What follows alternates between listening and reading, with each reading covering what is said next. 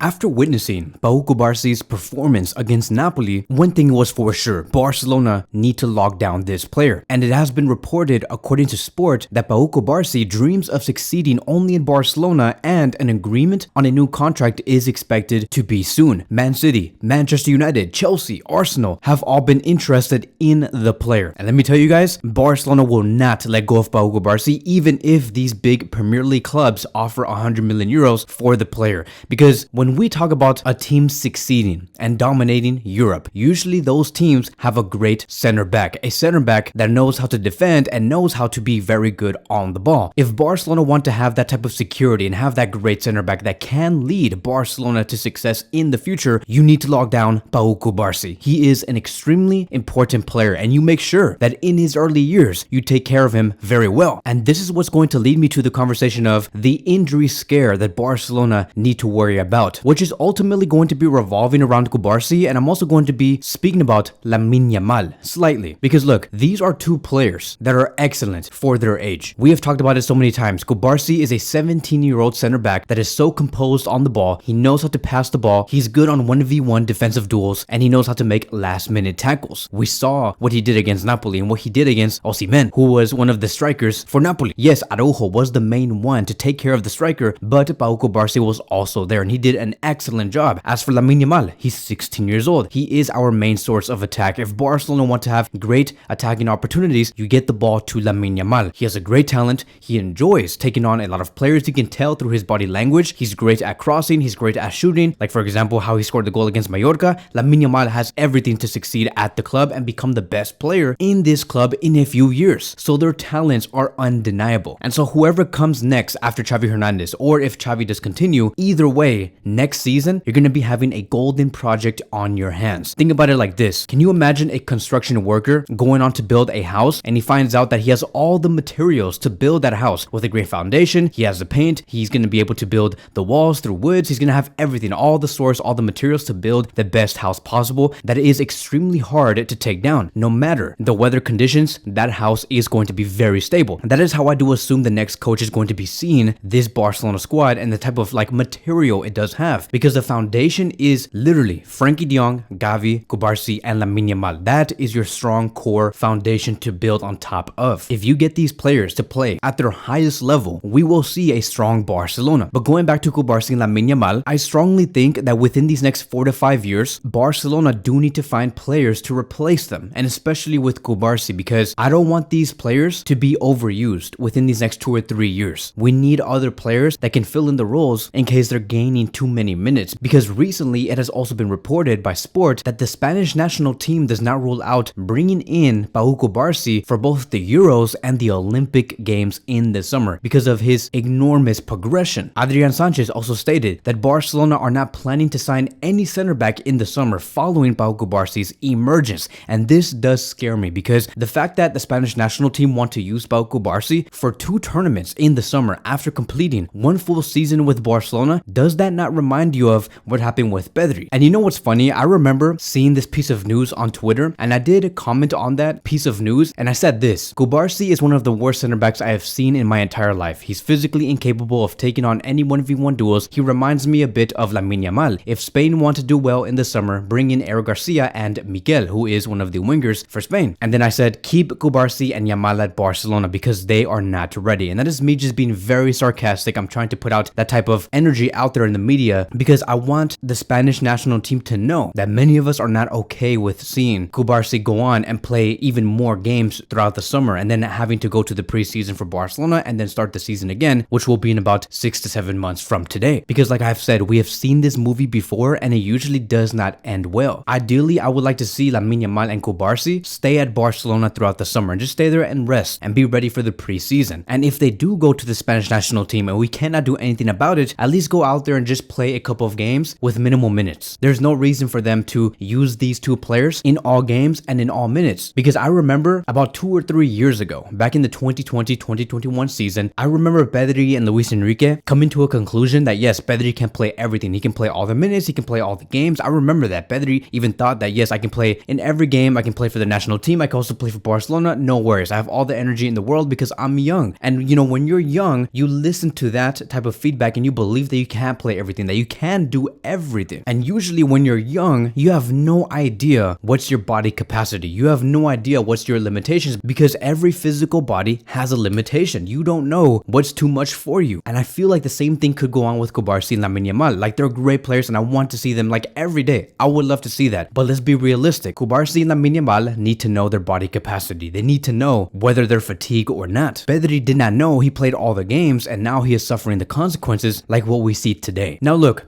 do injuries happen to players? Yes, of course. Injuries happen to all players. We cannot stay away from it. But the one thing that we can control is the frequency of the injuries and the recovery time. We can control that. And so I'm okay with Cubarsí or Lamine Yamal getting injured every 23 to like 25 games. I'm okay with that. But to get injured every 6 to 7 games, that is a problem. Like, for example, there is a reason why Pep Guardiola, as good as Haaland is, as great and important as Haaland is for Man City, Pep Guardiola usually only uses Haaland for about 65 minutes. He scores his goals, he does what he has to do, and then he takes him out around the 65th minute or the 70th minute, and he puts in like either Julian Alvarez or Doku or whoever to replace Haaland, because Pep Guardiola knows the danger of overusing your most important players. As good as they may be, you have to protect them at all costs. And so look, I appreciate the efforts. I love seeing Cubarsí start in that defensive line, and I just hope that he continues to be great. But we do need to have more defensive reinforcements in the summer, and we have to, in a way, rotate sometimes throughout these next 3 to 4 months to finish off the season well and with everybody healthy. Xavi Hernandez also wanted to praise Pau Cubarsí, and this is what Xavi said, and I quote, "Pau Cubarsí is an eruption of talent for Barcelona and Spanish football. He's constantly asking for videos to study to help him improve. He's got a fantastically organized and clear mind. He's humble, hardworking. I think he's a marvel." Cubarsí was never nervous, always finding the free man. He creates time for himself and he dictates the tempo. It's simply spectacular watching him play. Now, let's look at some examples on what Xavi Hernandez was referencing here in terms of finding the free man, dictating the tempo, etc. Here is going to be an example on the 12th minute against Napoli. You can see that Cubarsí passes a long ball throughout the whole team and straight to Fermin Lopez. Very precise, very composed. You can see that many players from Napoli were trying to pressure Cubarsí on making a mistake, but that long pass was just so good. You know damn well Cubarsí was not nervous whatsoever, and that is what Xavi Hernandez was talking about. And this is very important because sometimes Araujo is not the best passer on the ball, and with Cubarsí it's a whole different story. The speed of the ball and his composure is always great, and that is highly needed. It benefits Barcelona a lot, and so you can just see that Cubarsí is just saying, I'm gonna skip the whole midfield. I'm not gonna pass it to either Gundogan or Christensen. Like, screw that. I'm just gonna put a long ball, skip the whole midfield, and have it go straight to one of the forwards of Barcelona. He's literally that guy. He's the one because he's capable. And I have not even begun talking about him and his defensive skill sets, because one thing is to be really good on the ball, but another very important thing is to defend well. His timing on tackles and interceptions is on point.